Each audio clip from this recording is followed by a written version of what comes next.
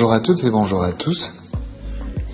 La modeste intervention que je tiens à faire avec vous aujourd'hui concerne un point de langue bien précis, à savoir le pronom relatif et la subordonnée relative. Alors, comme son nom l'indique, le pronom relatif est un pronom. Sa fonction est donc de remplacer un nom ou un groupe nominal. Et dès lors, une question s'impose. C'est quoi la différence entre un pronom personnel et un pronom relatif, puisque tous les deux, ils servent à remplacer un nom ou un groupe nominal.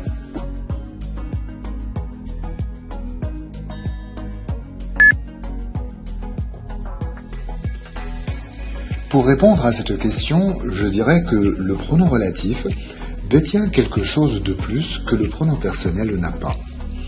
Le pronom relatif peut relier deux propositions pour en faire une phrase complexe, faite d'une proposition principale et d'une proposition subordonnée appelée la subordonnée relative.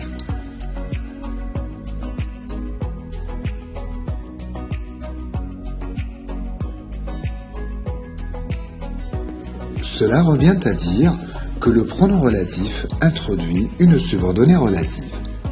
Mais qu'est-ce qu'une subordonnée relative?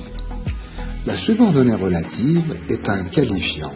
Elle sert à donner une information sur le nom qu'elle qualifie, au même titre qu'un adjectif qualificatif, au même titre qu'un complément du nom. Elle sert à donner une information supplémentaire sur le nom dont on parle. Regardons cela avec un exemple.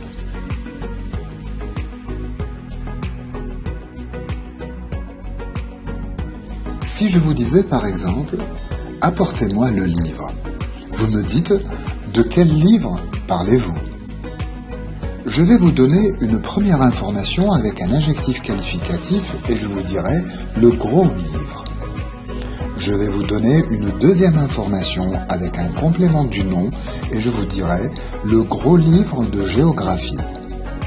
Et je vais vous donner enfin une troisième information avec une subordonnée relative et je vous dirai le gros livre de géographie qui est sur l'étagère à votre droite.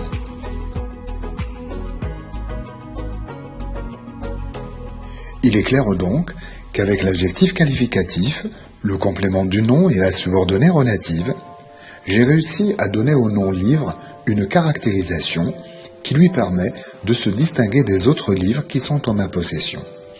Et c'est d'ailleurs pour cela que l'on considère la subordonnée relative comme un outil dans la description, car justement, elle permet d'apporter cette information supplémentaire sur le nom dont je suis en train de parler et sur la notion que je suis en train de décrire.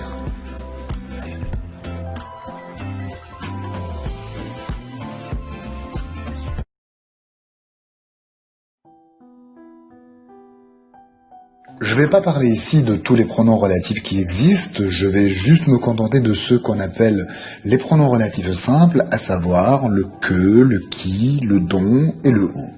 Alors il y en a donc 4, et s'il y a 4, ce n'est pas pour rien, c'est parce que chacun de ces 4 pronoms est là pour remplacer une fonction bien définie. Le que, par exemple, est là pour remplacer le complément d'objet direct. Le qui remplace le sujet, alors que le dont remplace le complément d'objet indirect ou le complément du nom, alors que le où remplace les compléments circonstanciels de lieu et les compléments circonstanciels de temps, cela dépend de la phrase.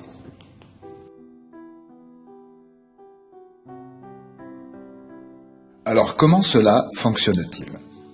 En fait, à l'origine on avait 2 propositions, comme le montre l'exemple suivant. Phrase 1, je n'ai pas trouvé le livre. Phrase 2, tu voulais ce livre.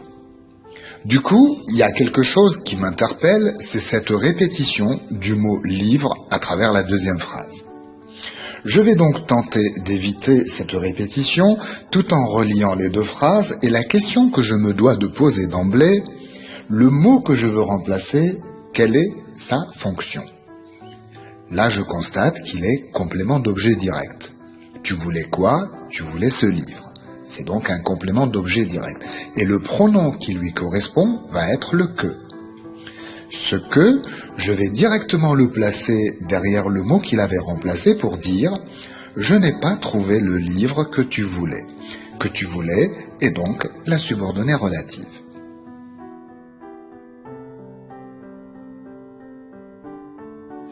Et là, nous allons tenter la même démarche avec les autres fonctions. Je n'ai pas trouvé le livre, tu m'avais parlé de ce livre. Tu m'avais parlé de quoi? Tu m'avais parlé de ce livre. De ce livre est un complément d'objet indirect. Ça donne « Je n'ai pas trouvé le livre dont tu m'avais parlé ». « Dont » est là pour remplacer la fonction complément d'objet indirect. Je n'ai pas trouvé le livre était sur l'étagère. Qui est-ce qui était sur l'étagère? C'est le livre. Ici, livre a la fonction sujet. Je n'ai pas trouvé le livre qui était sur l'étagère. Qui est là pour remplacer la fonction sujet. Et enfin, je connais la librairie. Tu avais acheté ce livre dans cette librairie. Dans cette librairie est un complément circonstanciel de lieu. Tu avais acheté ce livre où? Dans cette librairie. Et ça donne « Je connais la librairie où tu avais acheté ce livre ». Voilà, qu'est-ce qu'on remarque? On remarque que chacun des 4 pronoms est là pour remplacer une fonction qui lui est propre.